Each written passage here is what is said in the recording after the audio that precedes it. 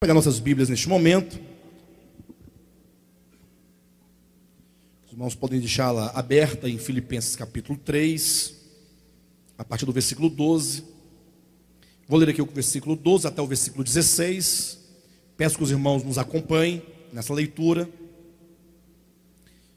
Diz assim o texto sagrado: não que eu o tenha já recebido, ou tenha já obtido a perfeição, mas prossigo para conquistar aquilo para o que também fui conquistado por Cristo Jesus. Irmãos, quanto a mim, não julgo havê-lo alcançado, mas uma coisa faço, esquecendo-me das coisas que para trás ficam e avançando para as que diante de mim estão, prossigo para o alvo, para o prêmio da soberana vocação em Cristo Jesus. Todos, pois, que somos perfeitos, tenhamos este sentimento. E se porventura pensais de outro modo, isto também Deus esclarecerá. Todavia andemos de acordo com o que já alcançamos. Queridos, eu estava essa semana pensando acerca destes momentos de festa, esse tempo de final de ano em que as pessoas, de fato, elas ficam espiritualmente um pouco diferentes. É um período do ano em que as pessoas atentam um pouco mais umas para as outras e dão aquelas mensagens, né, de incentivo, de encorajamento, os sinceros votos, né, como se diz. E agora com o WhatsApp muito mais, né, porque as pessoas podem enviar mensagem para tantas pessoas. E isso é muito bonito, essa atitude é louvável, né? Entretanto, eu fico me perguntando, como eu fiquei me perguntando essa semana, por que isso não continua durante todo o ano, mas que passa tão rapidamente, a gente fala aquelas coisas bonitas todas, aquelas mensagens, mas logo nós nos esquecemos, e o que nós dizíamos que seria um ano novo, se torna mais um ano velho, com as mesmas dificuldades, com os mesmos problemas, com os mesmos desentendimentos, com os mesmos traumas, com as mesmas enfermidades de alma, e não há mudança real pelo simples fato de alguém desejar ao outro que ele tenha um ano bom. Ou seja, o fato de falar para vocês, ou de vocês falarem para mim, ou uns para os outros, eu te desejo um feliz 2017, não é garantia de que você terá um ano bom, um ano próspero. Não é garantia que você, de fato, vai experimentar aquilo que você precisa e aquilo que você deseja. E assim nós acabamos por nos esquecer que aquilo que deveria ser se torna apenas um desejo. É o meu desejo. E você feliz recebe aquele desejo e devolve aquelas palavras: eu também desejo a você o mesmo. E assim vai passando o tempo, passa 1 ano, 2 anos, 5, 10, 20, 30 anos, 40 anos, e nós sempre desejando algo, porém faltando-nos a experiência. E isso porque o mero desejo não é capaz de transformar as pessoas. Então, não que os irmãos devem deixar de oferecer às pessoas o seu desejo, né? Ali declarar com as palavras, mas que nós possamos, mediante o que nós vamos falar agora, nessa mensagem, refletir sobre o nosso papel na nossa transformação e o nosso papel na transformação do mundo. É certo que nós desejamos um mundo melhor, não somente um ano melhor, mas uma vida melhor, um mundo melhor, em que as pessoas sejam de fato melhores. E biblicamente falando, quando nós lemos as Escrituras, e nós cremos que as Escrituras são inspiradas por Deus, e nelas então constam ali o desejo de Deus, que será de fato consumado, nós podemos perceber que a humanidade, sim, ela caminha para um tempo de paz. Não é possível que o Criador, o Eterno, aquele que é a própria sabedoria, aquele que é todo-poderoso, aquele que é soberano, não é possível que ele criasse um mundo para a sua própria desgraça. Não, o Criador, ele está no controle de todas as coisas. É certo que ao criar os seres em geral, dotou esses seres de livre arbítrio, razão porque os homens e mesmo os anjos tomaram o caminho do pecado. Ora, os homens só puderam ir para o pecado em razão da liberdade que Deus lhes concedeu, que tecnicamente se chama de livre arbítrio. O homem utilizou-se deste arbítrio para então tomar um caminho cada vez mais distante de Deus, o que trouxe toda sorte de misérias, de lágrimas, de angústias, de sofrimentos. Entretanto, Deus, ele sabia disso. Deus não estava enganado quando fez a sua criação. Ele sabia que a humanidade haveria de trilhar um caminho de morte. Entretanto, Deus, ele tem um propósito eterno. Ele estabeleceu um propósito e estabeleceu um caminho mediante o qual os homens serão restaurados. E não somente restaurados, mas os homens serão conduzidos a um estágio de novo homem. O novo homem de que tanto fala a Escritura, fala de uma nova humanidade cujo cabeça é o próprio Senhor Jesus Cristo. A primeira humanidade, criada em Adão, tinha o próprio homem, Adão, o primeiro homem, como cabeça daquela criação. E não tinha como dar certo de fato, porque o propósito de Deus é que o seu filho seja elevado em relação à criação, a essa posição de cabeça, de líder, aquele que governa todas as coisas.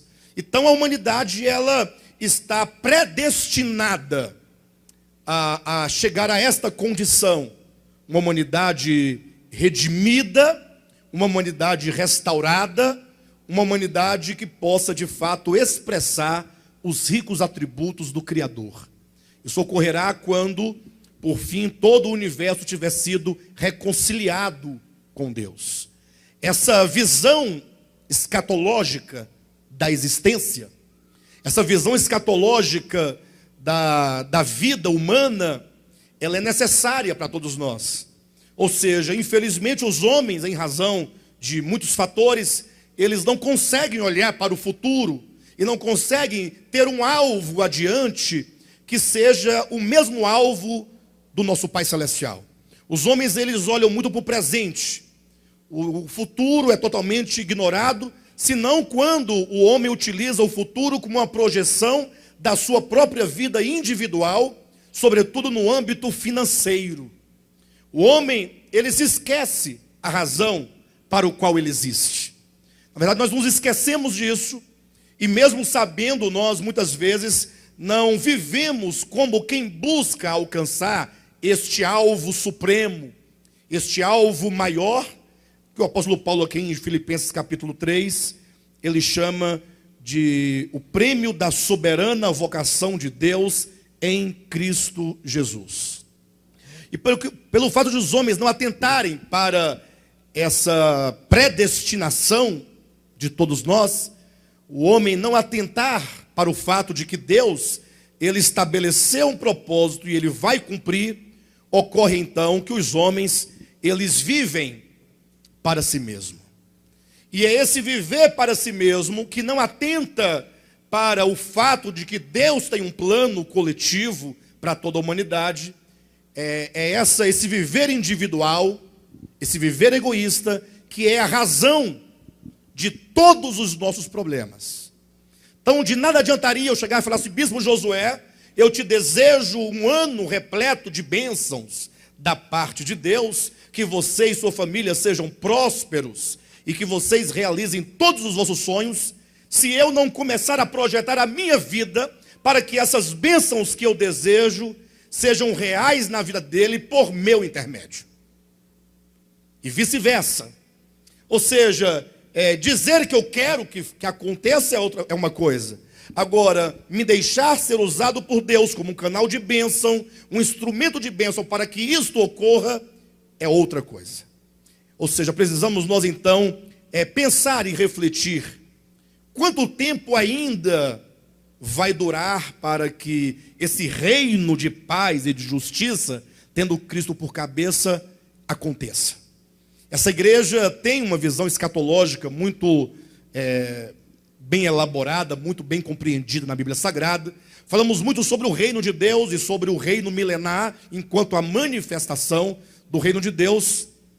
Entretanto, devemos nós pensar o seguinte: há dois textos na Bíblia que nos chamam muita atenção. O primeiro é quando Paulo escreve a Tito dizendo o seguinte, que nós devemos permanecer como aqueles que aguardam com expectativa o aparecimento ou a segunda vinda do nosso Deus e Salvador Jesus Cristo. Então, os cristãos, de uma maneira geral, têm esse entendimento de que nós devemos aguardar a segunda vinda de Cristo. E os cristãos mais sensíveis e sinceros certamente têm um certo aguardar. Entretanto, há um outro texto, que é o texto de Pedro, que ele diz o seguinte na sua segunda epístola, que o Senhor, ele não retarda a sua promessa, como alguns a julgam demorada. Pelo contrário, ele é longânimo para convosco, não querendo que nenhum de vós se perca. Pelo contrário, mas que todos cheguem ao pleno arrependimento. Falando sobre a segunda vinda de Cristo, o mesmo tema que Paulo fala a Tito na sua carta, Pedro diz que o Senhor não veio ainda, porque nós julgamos que a segunda vinda está demorando muito. Por que esse reino de paz não vem logo? Ah, Senhor, vem logo. Quantos cristãos não clamaram algum dia: Senhor, que tua vinda seja breve, que o Senhor venha logo para resolver todos esses problemas, para que nós não venhamos mais a ter que conviver com a miséria, com a angústia, com a lágrima, com a morte. E Pedro está dizendo: olha, o Senhor não está tardando a sua promessa. Você diz: ora, como é que ele não está tardando, se ele ainda não veio? Imagine que quando Pedro escreveu isso, já se vão de lá para cá 2000 anos aproximadamente. E em todas as eras houve aqueles que falaram: Senhor, venha. E Pedro explicando: não, ele não está retardando a sua promessa, ele está sendo longânimo para convosco. Quando nós reunimos então o texto de Paulo na epístola de Tito e o texto de Pedro, nós chegamos numa situação um pouco complicada, porque é dito que nós devemos aguardar o aparecimento de Cristo, e é dito que Cristo está aguardando que nós nos arrependamos. Ou seja, fica um aguardando pelo outro, e enquanto isso as coisas não se resolvem. E eu pergunto: ora, por que Deus não intervém definitivamente e de uma vez por todas na nossa história e acaba com esse problema do mal, do pecado, da morte, dos sofrimentos? Quantos aqui nunca se perguntaram algum dia por que Deus não age, ou não reage logo, não resolve logo, põe um fim? Para que prolongar o sofrimento humano, se o Cristo de Deus já morreu na cruz do Calvário, ele já ressuscitou? Alguém aqui tem a resposta? Por que Deus não resolve logo? Se fosse você no lugar dele, você não já teria resolvido o problema da humanidade ou não? O que vocês acham? Ah, se eu estivesse no lugar dele, teria resolvido de uma vez por todas. O grande problema é que as coisas não são do modo como nós pensamos que elas são. Pensamos que o Senhor eventualmente ele vai intervir, vai dizer: olha, para por aqui, eu vou matar os maus, eu vou destruir os maus, eu vou salvar os bons e vou dar um ponto final nessa história. A questão, Cristo não fez isso ainda porque a ação de Deus de levar a humanidade a uma completa restauração, ela passa também pelo homem. Não é sem razão que em toda a Escritura, seja Velho ou Novo Testamento, o Senhor está constantemente clamando aos homens. Um dos clamores está lá em Apocalipse capítulo 3, versículo 20, quando, apelando à sua própria igreja, Jesus diz: eis que eu estou à porta e bato. Se alguém ouvir a minha voz, olha como que ele está aguardando uma reação nossa. Se alguém ouvir a minha voz e abrir a porta, então eu entrarei em sua casa. Ou seja, enquanto nós estivermos com as nossas portas do coração fechadas, trancadas, o Senhor continuará por mais uma década, por mais um século, por mais um milênio, dizendo: eis que eu estou à porta e bato. Então nós temos que pensar e considerar a nossa participação nesse processo escatológico de salvação, não somente de nós mesmos individualmente, mas também da humanidade. A questão é que vocês poderiam dar a mim ou eu dar a vocês o presente que fosse, mas nada substitui a compreensão da existência do homem, o seu papel nesse processo e como que nós precisamos, se é que queremos um ano novo, uma vida nova, um mundo melhor, nós precisamos proceder. A palavra é proceder. Se nós não procedermos, nós não temos como avançar. O apóstolo Paulo, ele ensina categoricamente em muitas de suas epístolas, sobretudo em 1 Coríntios capítulo 13, aqui também em Filipenses capítulo 3, ele fala acerca do crescimento da humanidade. Ele diz que nós estamos dentro de um processo de crescimento, não o homem individualmente, mas sobretudo a humanidade. Pense comigo por um momento, quando o apóstolo Paulo, na sua primeira epístola aos Coríntios, capítulo 13, ele diz o seguinte, que o Espírito Santo dotou aos homens de muitos dons espirituais. Lógico, ali falando dos dons espirituais da igreja enquanto o corpo de Cristo. Mas se você ampliar um pouco o seu entendimento e considerar que todas as pessoas, independentemente de qualquer questão religiosa, Deus dotou os homens de dons diversos. Os irmãos aqui que cantam e tocam tão bem, eles possuem um dom de Deus. Não somente eles, mas quando nós olhamos mesmo para o mundo profano, nós vemos pessoas que não professaram a sua fé que você professa, mas que foram dádivas de Deus para a humanidade.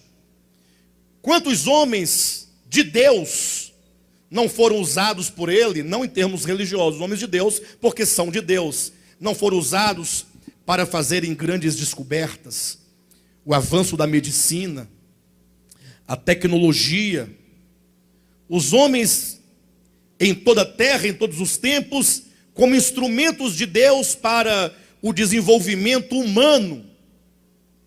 Então, quando o apóstolo Paulo fala ali em capítulo 13 de 1 Coríntios, ele diz que existem muitos dons. Entenda que eu estou aqui abrindo ou alargando o entendimento, incluindo não somente os membros do corpo de Cristo, mas falando dos homens em geral.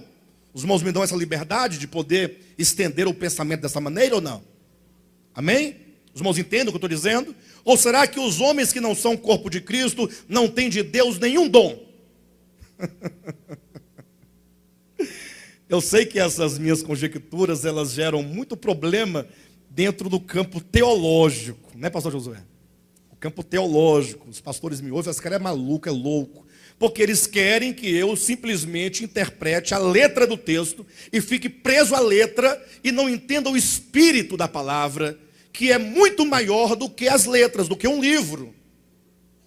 Então imagine os irmãos que o apóstolo diz que ainda que os homens tenham muitas coisas, e aí eu posso apelar para as próprias palavras do apóstolo Paulo, quando ele diz, olha, mesmo que haja ciência, ele diz, passará. Profecias passarão. Seja qual for o dom, o talento, a capacidade, ou que seja o dom espiritual em termos de corpo de Cristo, o fato é que os homens, eles se apegam e eles atentam para muitas coisas que, embora lícitas, embora divinas, mas não se constitui no alvo da sua vida humana. Então imagine vocês que nós somos gratos a Deus por tudo que nós recebemos, mediante os homens dons, ao longo de todos os tempos, mediante os membros do corpo de Cristo. Isso é uma maravilha.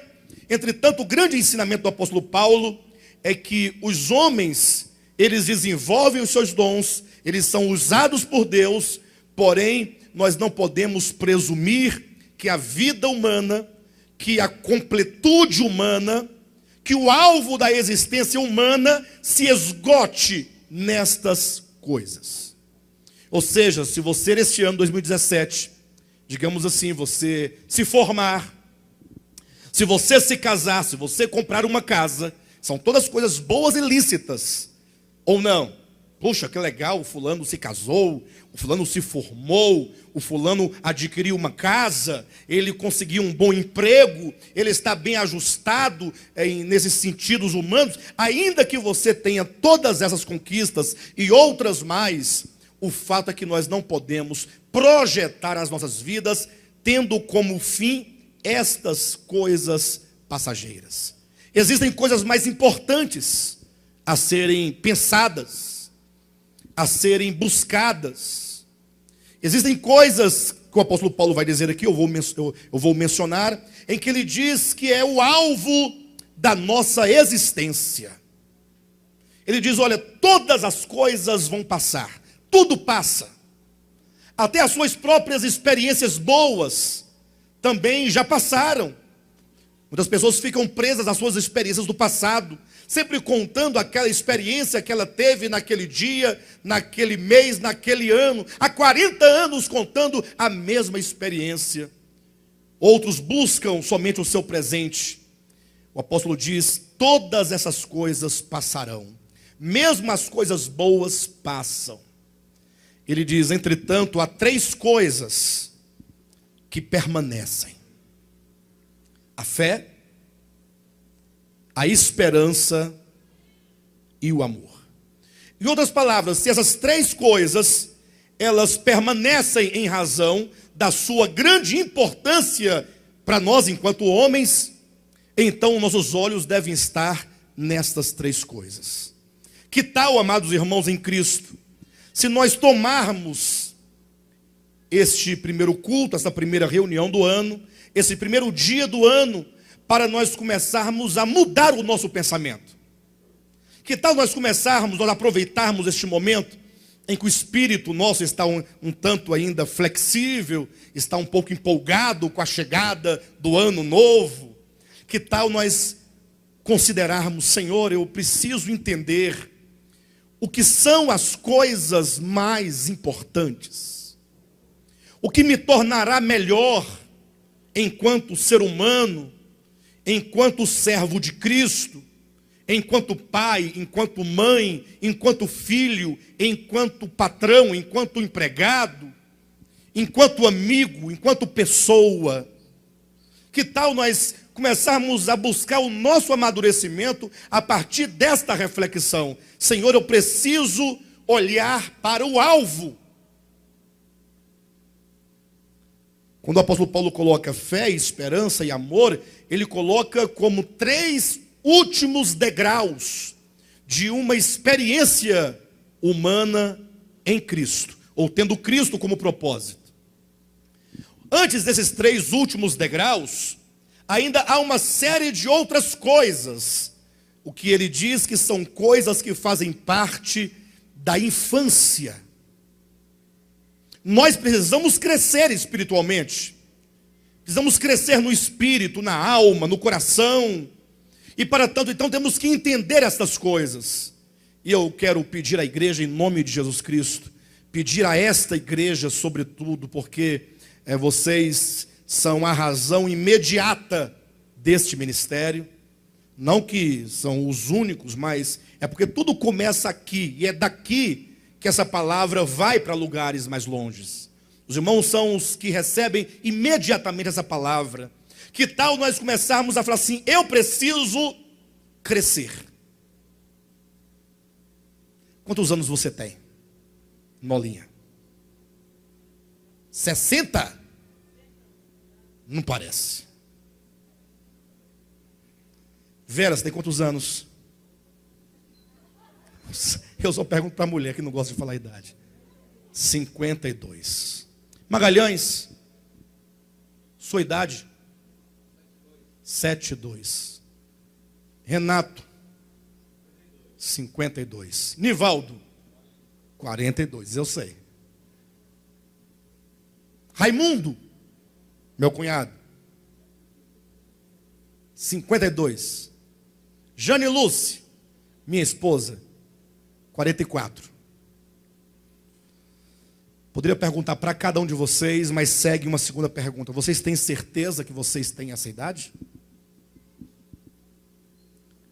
Esta é a idade cronológica. Eu digo em termos de crescimento enquanto homem. Você diz, não, eu sou uma pessoa muito madura enquanto homem, pastor. Não, enquanto o homem ideal, que é o novo homem, que é Cristo. Cristo é o homem ideal. Cristo é o homem alvo da nossa fé. Aí eu pergunto, quantos anos você tem? E essa palavra se estende não somente para os crentes evangélicos, mas para todo homem, não importa o seu credo religioso. O fato é que os homens são de Deus, a humanidade é de Deus e ela é alvo da ação redentora de Deus. Aí eu pergunto para vocês todos aqui em nome de Jesus, quantos anos você tem? Você pode ter uma ideia pelas suas experiências de vida. O quanto você ainda cultiva no coração sentimentos mesquinhos. O quanto você ainda cultiva no seu coração as mágoas, rancores, sentimentos de vingança. Quanto ainda você carrega no seu coração os ressentimentos. O quanto ainda você se apropria da mentira com fins de se beneficiar.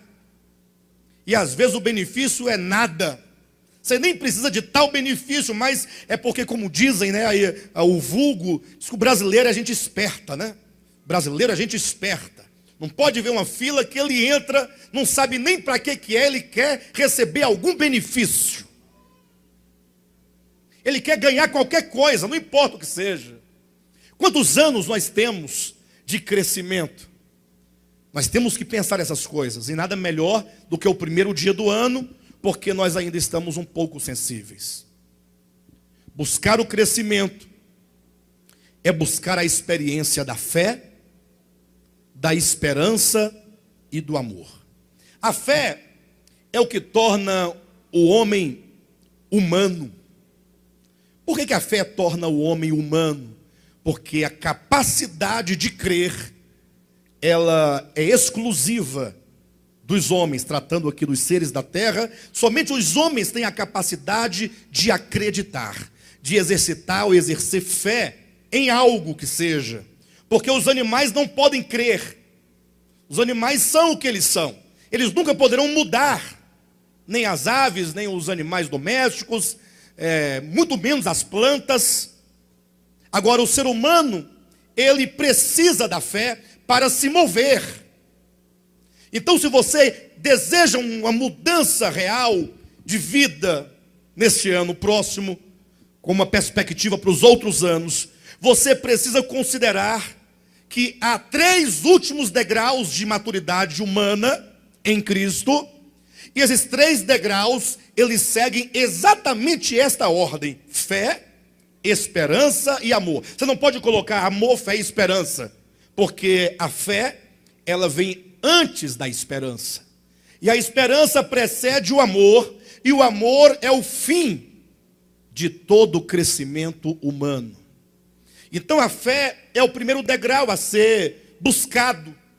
Se você deseja mudança, Senhor, eu quero mudar, Senhor, eu quero melhorar, eu quero ser aperfeiçoado, eu quero ser uma melhor pessoa.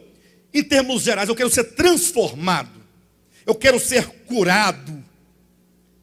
Quantos aqui, não precisa mencionar, sente que precisa de cura divina? Cura. Quem precisa? Os demais não precisam de cura. Mas é verdade que você precisa de cura. Reconhecer isso. E você deseja ser curado. De que adianta o homem ganhar o mundo inteiro, disse Jesus, e perder a sua alma? Ou seja, nós temos que pensar primeiramente naquilo que é mais importante. Se você entende, reconhece que você precisa de cura, você precisa começar a atentar para esse fator chamado fé. Todos os homens possuem fé. Lógico, uma fé, a princípio, aquela fé natural. A fé é a capacidade de acreditar. Se você acredita em você mesmo, você tem fé. É uma fé natural, é uma fé humana. Lógico, ainda é um nível rudimentar da fé. Essa fé precisa crescer e aumentar e atingir as questões mais específicas da fé, da salvação. Mas o fato é que você precisa começar a pensar acerca da fé. E o pior, talvez seja esta questão que esse século menos dá atenção. Porque é um século pragmático. É um século em que as pessoas deveriam ter muita fé, mas elas não têm, porque o homem passou agora a ter uma visão materialista das coisas, uma visão imediatista das coisas. Ele acredita naquilo que ele é capaz de realizar por si mesmo, e se esquece que o homem, para que ele seja elevado acima dos animais, ele precisa desenvolver esse aspecto da fé. Colocar a fé em primeiro plano. Lógico, essa fé, ela precisa avançar, ela precisa crescer. Vamos encontrar lá em Hebreus capítulo 11, versículo 6, quando diz que aquele que se aproxima de Deus precisa crer que Ele existe. Ou seja, sairmos daquela meramente capacidade de acreditar em algo e começarmos a acreditar e pôr a nossa fé em Deus. É exatamente a busca pela verdade. O homem que não tem fé, ele não busca a verdade, ele não quer saber da verdade, porque a verdade não é algo que se compra no mercado, não é algo que está pronto e acabado em algum lugar. Mesmo que você acredite que na Bíblia Sagrada esteja a revelação da verdade, por meio da própria Bíblia você vê tanta contradição entre os homens, que ao ler a Bíblia cada um tem a sua própria interpretação. Não que isso seja correto, mas isso é um fato inevitável, e isso ocorre e ninguém pode negar que há muito conflito em torno das Escrituras. Então, a questão da fé é quando dentro do seu coração você cultiva o seguinte desejo: eu preciso conhecer a Deus. Isso é fé. Se você não tem tal disposição ou tal desejo, ainda que você diga que tem fé, é provável que a sua fé ainda esteja bem nos rudimentos. Uma fé que não é funcional no âmbito da vida cristã. E talvez seja esta a razão, porque muitas vezes nós ficamos como que andando numa esteira, não saímos do lugar. Você caminha muito tempo, você cansa, mas você não progride nessa caminhada. Então se você fala assim: poxa pastor, eu quero ter cura, sim, eu quero ser curado, eu quero ser transformado, eu quero ser mudado. Recentemente uma pessoa falava comigo chorando: eu quero mudar. E eu disse: você não vai mudar. A pessoa espanta. Mas por que não vai mudar? Ora, porque o caminho pelo qual se anda, as suas convicções não mudam. O que muda? Quando você começa lá do princípio. Eu preciso tocar a verdade. A verdade que é Deus. Ainda que essa verdade te fira, te ofenda. O problema é que os homens não querem a verdade, eles querem a sua própria verdade.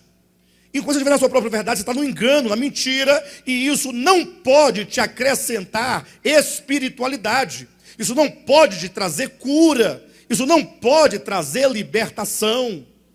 Então temos que falar: Senhor, eu preciso começar a valorizar mais essa questão da fé. Buscar conhecer a Deus, essa busca. E essa busca, nós sabemos pela Escritura, e ela própria nos revela, Cristo disse: olha, credes em Deus, crede também em mim. Ela vai progredindo, aí você tem a Cristo como objeto da sua fé. Se eu perguntasse aqui, quantos aqui tem Cristo como objeto de fé? Todos levantariam as mãos. Todos. Eu acredito que não haveria nenhuma exceção. Mas aí eu questiono os irmãos, porque eu questiono também a mim mesmo. Nenhum questionamento que eu trago à igreja, eu não tenha feito antes, a mim mesmo. Sempre faço a mim e depois passo para os irmãos. Será que Cristo é de fato o objeto da nossa fé? O Cristo de Deus? Ou será que o Cristo de Deus, conforme as Escrituras, não é para nós um ridículo? Porque nós nos julgamos ser mais espertos do que Ele. Nós somos mais inteligentes do que Ele. Quando Paulo disse em Filipenses que ele havia abandonado todas as coisas por causa da sublimidade do conhecimento de Cristo, ele queria dizer que a sua fé, uma vez posta na pessoa de Cristo, ele agora via Cristo como algo mais sublime que pode existir. Ele agora era atraído por essa pessoa. Ele agora admirava essa pessoa bendita que é Jesus Cristo. Ele não escarnecia, não achava ridículo. Ele não achava que Cristo era um tonto quando simplesmente dizia: Pai, perdoa-lhes porque eles não sabem o que fazem. Quando nós olhamos para o Cristo de Deus na cruz, sendo cuspido. Alguém aqui já foi cuspido na face? Eu nunca fui até então. Alguém já foi? Deve ser algo muito humilhante. Os irmãos não acham? Eu creio que deve causar uma ofensa muito profunda. Alguém cuspir na sua face. Deve causar uma dor muito grande. Ainda mais se você for incapaz para revidar. Porque às vezes a força do outro te obriga a se calar. Agora imagine só aquele que é Deus, aquele que é a vida, uma vez encarnado, sendo cuspido na face. Que sentimento tinha no coração de Jesus? Ele dizia: Pai, perdoa-lhes. Ele não disse: eu te perdoo. Até que ele poderia dizer: olha, vocês estão me cuspindo, eu perdoo a todos vocês. Vocês estão perdoados. Mas não, ele disse: Pai, perdoa-lhes porque eles não sabem o que fazem. Como que dissesse em primeiro lugar: vocês em nada me ofendem com isso. E eu peço perdão ao Pai, não que vocês o tenham ofendido, mas em razão dos vossos pecados. E o Pai, somente Ele pode perdoar pecados. Mas então, quando Paulo olhava para essa figura, para esse homem, Paulo simplesmente ficava admirado, ficava seduzido, apaixonado por Jesus Cristo. E isso nutria o desejo de ser semelhante a Cristo. Quando Cristo é o objeto de nossa fé, nós o admiramos, nós o desejamos constantemente. Quando eu digo nós temos que rever o nosso caminho e começar pela fé, é você falar: olha, eu creio em Deus, e mediante as Escrituras eu creio que Jesus Cristo é o Filho de Deus, e agora então eu tenho a Cristo como objeto de fé. É quando então você fala assim: eu creio, é nisso aqui que eu creio. Quando Cristo então estava lá naquela casa, quando estava ali numa ceia, entrou uma mulher prostituta. E aquela mulher então entrou e começou a esfregar os cabelos nos pés de Jesus, a banhá-lo com um unguento. Qual era o sentimento daqueles homens ali dentro daquela casa?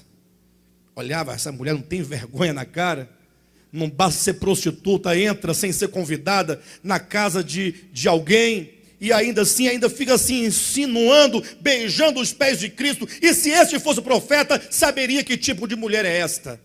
Mas Cristo se doava completamente àquela mulher e disse: olha, eu entrei na sua casa e você não ungiu minha cabeça com óleo, você não me saudou com ósculo santo, e essa mulher desde que chegou não cessa de beijar meus pés e de ungir os meus pés.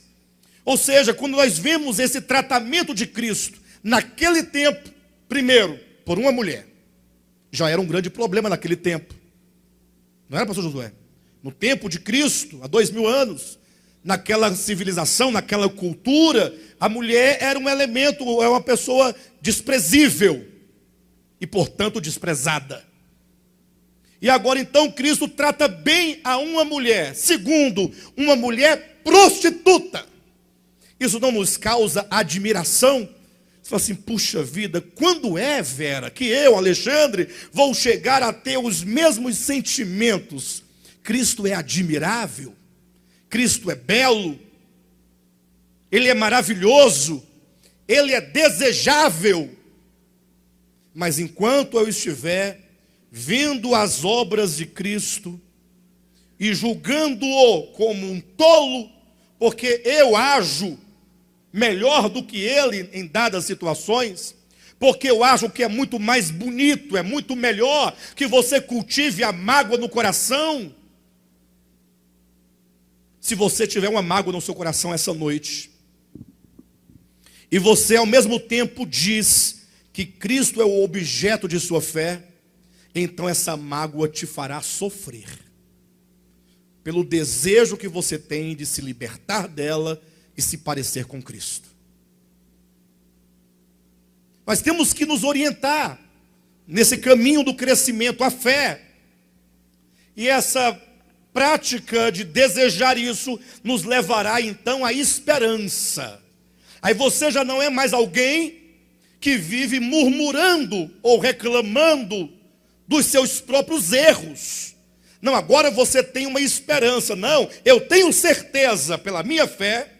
Aí nasce a esperança de que logo mais, logo, nós vamos nos deparar com uma profunda transformação e plena transformação em nossas almas. Aí você passa a colocar os seus olhos naquele dia em que você estará espírito, alma e corpo completamente transformados. Aí você passa a ter um olhar escatológico. Você não vai valorizar tanto mais o seu presente em detrimento do seu futuro. Você vai usar o presente como um momento possível de realizar as suas necessidades. Mas você vai tê-lo apenas como um suporte. Cada dia, cada semana, cada mês e cada ano, como meios que nos levam ao encontro da nossa esperança. Aí você agora, a sua vida ganha sentido. E aí, pastor Josué? Não, eu estou caminhando. Eu estou indo em direção ao alvo. E aí, como é que você está? Eu estou caminhando. Já caminhei tantos anos, ainda tenho mais tantos que Deus está me dando. E esse ano 2017 é para que eu caminhe em direção ao meu alvo. É uma esperança que nos faz acordar todos os dias com a mesma expectativa. Não de que Cristo venha para resolver os meus problemas, mas de que a cada dia eu tenho a esperança de que eu serei transformado. Haverá uma mudança, porque o alvo é exatamente o amor. Aí é o último degrau: a fé, a esperança e o amor. A maior manifestação, diz João na sua primeira epístola, a maior manifestação de amor foi o fato de Deus se fazer homem e morrer numa cruz. Talvez nós não tenhamos a ideia do significado disso. A gente fala, não, Cristo morreu por nós numa cruz, pelos nossos pecados, para nos salvar. Mas nós talvez não paramos para ter a ideia do significado, do que aquilo, o que de fato foi aquilo para Cristo Jesus. O eterno, o Criador, o Logos, Deus, tornar-se homem. Tem que haver aí um grande amor. Tem que haver um grande amor. Se porventura alguém falar para você assim, olha, você tem aqui na sua empresa, onde você trabalha, você tem esse posto aqui, ó. Um posto que você assume, que você... Aí o teu patrão diz, olha, você vai ter que ser rebaixado de posto.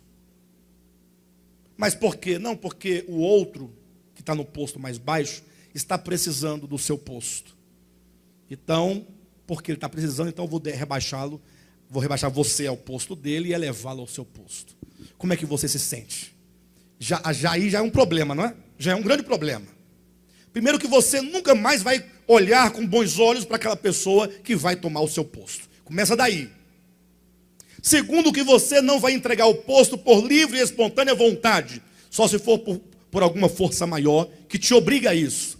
Mas imagine só, se você fosse Deus, eu vou me tornar uma criatura? Me fazer homem, como os homens? Não tem que haver aí um grande amor ou não tem que haver? E não somente tornar-se homem, mas ele seria servo dos homens, o que vai aumentando ainda a complexidade. E não somente servo dos homens, mas ele deveria agora morrer pelos homens. E a morte dele não seria qualquer morte, seria uma morte bem específica, a morte de um maldito. Quando ele estava morrendo, diz o profeta Isaías, as pessoas olhavam para ele e diziam: coitado, deve ter cometido um pecado muito grande para estar numa situação dessa. Ou seja, as pessoas olhavam para Cristo e pensavam mal dele. Para Deus permitir que este homem morra dessa situação, ele deve ser um criminoso. E ele ainda assim nunca se defendeu, dizendo: pessoal, eu não sou criminoso não. Se eu estivesse na cruz no lugar dela, eu diria: pessoal, estou morrendo é por vocês, eu sou santo, eu sou puro, não tenho pecado. Mas não, ele deixou que as pessoas pensassem e falassem o que bem queria dele, com resignação, em silêncio, amando. Por isso que a cruz na qual ele morreu tem dois travessões, né? Um no sentido vertical e o outro no sentido horizontal. A maior expressão do amor é a cruz de Cristo. É simbolizado, manifestado pela cruz de Cristo. Esse eixo vertical fala do amor que nós vamos alcançar mediante a cruz, mediante a redenção. Quando essa redenção operar eficazmente em nós, nós teremos um amor por Deus, um amor absoluto pelo Criador. Amarás ao Senhor teu Deus de todo o teu coração, de toda a tua alma, com todo o teu entendimento. Quando nós formos movidos, Nivaldo, por esse mandamento, por essa verdade, por esse espírito, Nivaldo acordar de manhã cheio de amor por Deus. Mas não é o amor religioso que nós vemos hoje em dia. O povo canta as músicas. Quando você acorda, que você olha para aquele dia fechado, nublado, aquela chuva caindo, e você pode ver Deus na beleza daquele dia. Mas não tem beleza nenhuma. Tem. Tudo o que Deus fez é belo. Já imaginou se não tivesse a chuva? Se não tivesse a noite? Tudo é belo dentro daquilo para o qual ele foi feito, para o qual ele serve. Então você poder contemplar a Deus, amar a Deus, quando você contempla uma flor. Me recordo daquele personagem, o Charlie Chaplin. Ele tem um personagem chamado o Vagabundo. Vocês já ouviram falar? E aí então, certa manhã, no seu filme, ele estava deitado nos braços de uma estátua, dormindo, por volta de 10h30, 11 horas da manhã. Aí ele acorda, é o vagabundo, né? Ele acorda e se espreguiça, olha para o lado, e o povo correndo desesperado, atrás do dinheiro, atrás de resolver as suas vidas. E ele acorda, olha para aquelas pessoas com tranquilidade. É o vagabundo, né? Tranquilo, né, Gilmar? É o vagabundo. Aí ele se levanta, aí ele consegue ver uma flor que ninguém havia visto. Ela sempre esteve ali, mas as pessoas não podem ver aquela flor, porque estão ocupadas. O vagabundo consegue. Ele vê a flor, ele vai lá e ele cheira, se alegra. Ele tem uma experiência ímpar de adorar o Criador, de contemplar o Criador, de perceber o Criador, porque ele não é consumido pelo consumismo desse século. Então, quando nós começarmos a amar a Deus e conseguir ver Deus, não somente nessas outras coisas criadas, às vezes você vê um cachorro tão bonitinho, ai que lindo, como Deus é maravilhoso, ter criado esse cachorro desse jeito, mas você então agora ver Deus no outro, naquele irmão, naquela irmã, naquele vizinho, naquela pessoa, mesmo aqueles que nos maltratam, mesmo aqueles que nos roubam, aqueles que querem o nosso mal, mas você consegue ver o ser humano que ele é, que foi criado por Deus, por quem Cristo morreu. Esse é o amor de Deus, nesse sentido, que agora nos contagia. Aí vem o eixo horizontal. Começamos a amar uns aos outros. A cruz representa exatamente este amar a Deus sobre todas as coisas e esse amar o próximo como a si mesmo. Por isso que o que nos levará a tal experiência de amor, que é o último degrau, é o alvo da nossa existência, amar. Quando nós amarmos verdadeiramente a Deus e aos homens, quando tivermos sido ganhos e redimidos completamente pela obra de Cristo na cruz, nós teremos alcançado o alvo. Basta que você leia João capítulo 17. Cristo diz isso claramente. Alguém diria, né? Pastor, mas essa mensagem do amor, eu já ouvi aqui só no ano passado umas 15, 20 vezes. Quantas vezes eu terei ainda que ouvir essa mensagem? Ora, quantas vezes forem necessárias, porque nós não alcançamos. Nós precisamos pelo menos começar a pensar no alvo. Existe um alvo a ser alcançado. Por isso que Paulo traduz aqui essas palavras em Filipenses capítulo 3, ele diz assim: não que eu o tenha já recebido, ou tenha já obtido a perfeição, mas prossigo para conquistar aquilo para o que também foi conquistado por Cristo Jesus. Veja como que o apóstolo Paulo é um homem de propósitos. Pastor, quais são os seus desejos para a igreja em 2017? Que nós venhamos a adquirir esta visão. Nós ainda não atingimos a perfeição. Nós temos um alvo. O único alvo dessa igreja não é para 2017, é para a nossa existência toda. O único alvo é nós alcançarmos essa plenitude. E para tanto temos que proceder, como diz o apóstolo Paulo: quanto a mim, não julgo havê-lo alcançado, mas uma coisa faço. E aqui está o ponto: esquecendo-me das coisas que para trás ficam. É o primeiro ponto. Lógico, aqui ele está se referindo imediatamente, no contexto, àquilo que ele havia deixado da religião judaica, religião hebraica. Mas o certo é, você quer alcançar o alvo, então a primeira coisa: esquecendo-me das coisas que para trás ficam.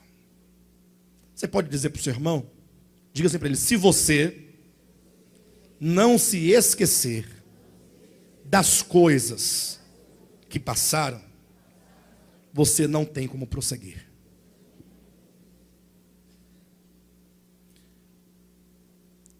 O que é o ressentimento? O que é o ressentimento? Ressentimento é você sentiu uma dor um dia e amanhã você torna a senti-la. E no dia seguinte, sente de novo. Depois de 10 anos, novamente. Você está constantemente restaurando. Havia um padre, se chamava Padre Léo. Vocês devem conhecer aqui, o povo daqui conhece. Padre Léo faleceu já há alguns anos, não tanto, mas já tem alguns anos. E ele tinha umas boas pregações, né? Eu gostava mais de ouvi-lo pregar ao ouvir o Silas Malafaia. Gostava mais de ouvir o Padre Léo do que ouvir o pregador do chapéu, o Soares, o Macedo. Eram mensagens bem orgânicas, ele não tinha muita preocupação com nenhuma teologia. Falou umas bobagens uma vez lá, mas tudo bem. Todo mundo tem o direito de falar uma bobagem de vez em quando. Direito não, mas é ser humano, né? Acaba falando uma bobagem. Mas no geral era muito bom. E ele falando sobre ressentimento, ele contou a história de um homem. Já contei essa história aqui, mas vou contar de novo, porque talvez tenha alguém aqui que precisa ouvir a história. A história do Juvenal. Já ouviu, Gil? Não? Juvenal era um homem muito bom, dizia o padre Léo. Juvenal era aquele homem trabalhador, como diz, né? Da casa para o serviço, do serviço para casa, cheio de amigos. Final de semana sentava ali na frente da casa dele, na calçada, ficava ali batendo um papo com os amigos, jogando um dominozinho. Não tinha atrito com ninguém, não tinha conflito com ninguém. Pensa numa pessoa boa, era o Juvenal. Um dia, o Juvenal começou a perceber que as pessoas, quando o viam, sorriam-se de canto, cochichavam nos ouvidos. Aquilo foi perturbando o Juvenal. E ele chegou para um amigo e falou assim: vem cá, por que as pessoas estão rindo de mim e cochichando quando eu me aproximo? Elas ficam caladas, não dizem mais nada. O que está acontecendo? O amigo disse: olha, Juvenal, você é meu amigo, eu vou te contar, porque você é meu amigo, eu tenho que contar. Mas eu tenho medo da sua reação. A sua mulher está te traindo. Falou: não pode. Minha mulher não. Qualquer coisa, menos a minha mulher. Não, tá. E o pior, você não sabe da maior. Está traindo com o seu patrão. O meu patrão não pode. Não é possível. Então você vai lá e pergunte para a tua mulher. E pergunte para o patrão, que eles vão dizer. Todo mundo sabe, menos você. Chegou em casa, falou para a mulher: mulher, é verdade? Falou assim: já que você já está sabendo, então não tem por que esconder. É verdade. Aquilo feriu o coração dele profundamente, porque ele era um homem bom. Ele não se achava merecedor de uma traição daquela. Aí ele foi à casa do patrão. E o patrão disse: já está sabendo mesmo, então não tem motivo e por que você continua trabalhando na minha empresa. E demitiu o Juvenal. Juvenal traído e demitido. Ele era um homem muito profundo, ou melhor, um homem muito subjetivo, melhor, né? E ele começou a sofrer e ele falou: tenho que tomar uma decisão na minha vida. E ele decidiu uma coisa: sair de casa. Abandonou o lar, mas não se mudou de cidade. Falou: quero ficar aqui na cidade. Se tornou um andarilho na sua própria cidade. E ele passava o dia inteiro pensando naquela situação. Ferido, machucado, ficava imaginando: então eu sei por que foi que naquele dia o patrão pediu para eu ficar até mais tarde no trabalho, e ele próprio não ficou. Estaria bem lá em casa. E aí ele começou a fazer todas as ligações, os links entre os episódios. Passava o dia inteiro pensando, remoendo, considerando. Foi fazendo um filme longo, um filme de longa metragem, dias e noites pensando: como é que será que eles faziam? Quantas vezes eles faziam? Como é que eles faziam? Aí fica pensando. Então é por isso que ela não queria ficar comigo. Então é por isso. Diz que um dia Juvenal estava sofrendo muito, remoendo sua história. Estava ressentindo, né? Sentindo isso, ressentindo toda a sua história.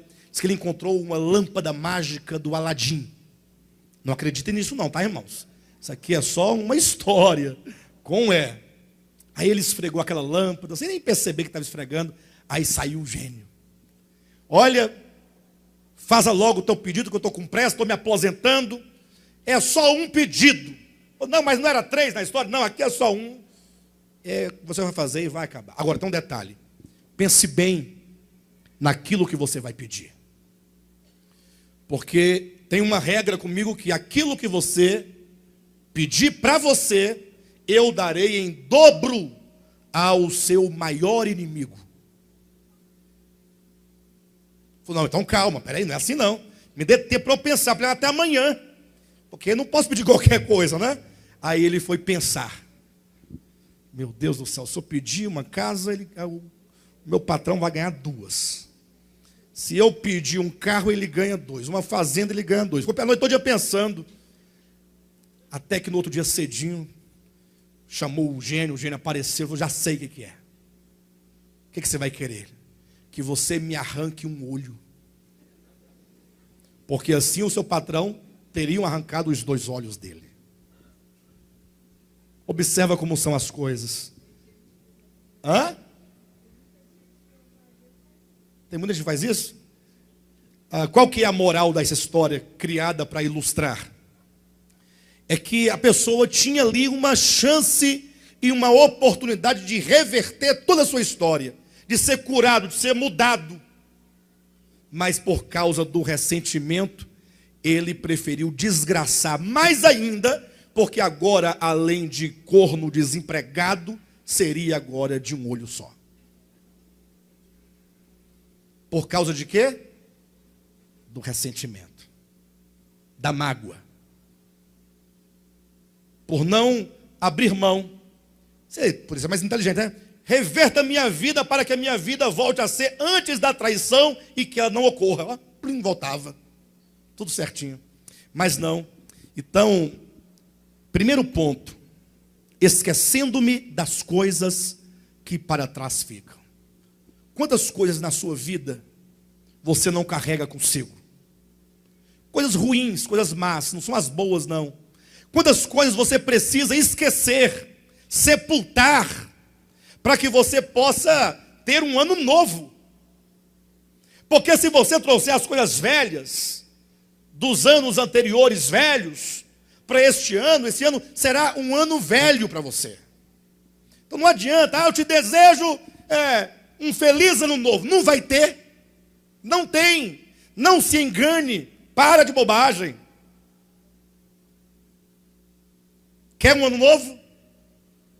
Esquecendo-me das coisas que para trás ficam.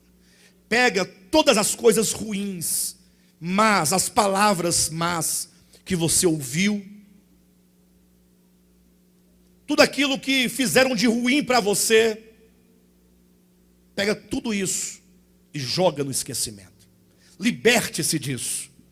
Primeiro ponto. O segundo, avançando para as coisas que diante de mim estão. Então agora você pode avançar. Agora você pode estabelecer metas. Mas não é a meta projetando 2017, vida financeira, não. Até que essas coisas também podem, desde que sejam feitas no segundo plano a que elas pertencem. Você pode falar, não, esse ano eu quero melhorar minha condição financeira, quero trabalhar mais, quero lutar para passar no concurso público. São coisas boas e lícitas, mas que elas não ocupem um lugar central na sua vida, que não se tornem o alvo maior da sua vida. Diga assim, este ano eu quero conquistar muitas coisas materiais. Entretanto, se for para eu perder o alvo, é então que eu não mais ganhe. Eu quero o alvo. Eu quero ter um aperfeiçoamento da minha fé, da minha esperança e do amor. Eu quero. Aí você agora estabelece o alvo.